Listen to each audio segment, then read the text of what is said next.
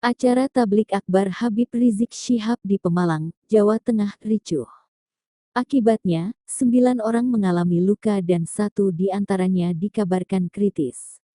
Kericuhan terjadi ketika 2 kelompok massa terlibat bentrok pada Rabu tanggal 23 Juli tahun 2025. Mereka adalah Ormas Perjuangan Wali Songo Indonesia Laskar Sabilillah (PWILS) dan Front Persatuan Islam (FPI). Menurut informasi, PWILS Pemalang menolak kehadiran Habib Rizik Syihab di Dusun Sambo, Desa Pegundan, Kecamatan Petarukan, Kabupaten Pemalang, Jawa Tengah.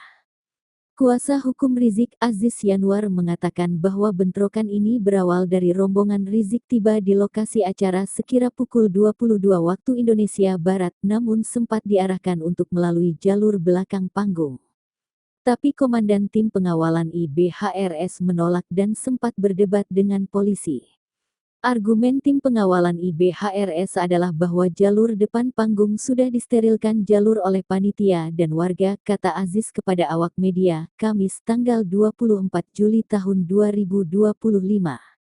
Meski begitu, Aziz mengatakan sesaat tetap melalui jalur depan dan Rizik menyelesaikan ceramahnya. Akhirnya, ketika hendak ingin meninggalkan lokasi pun melalui jalur belakang panggung.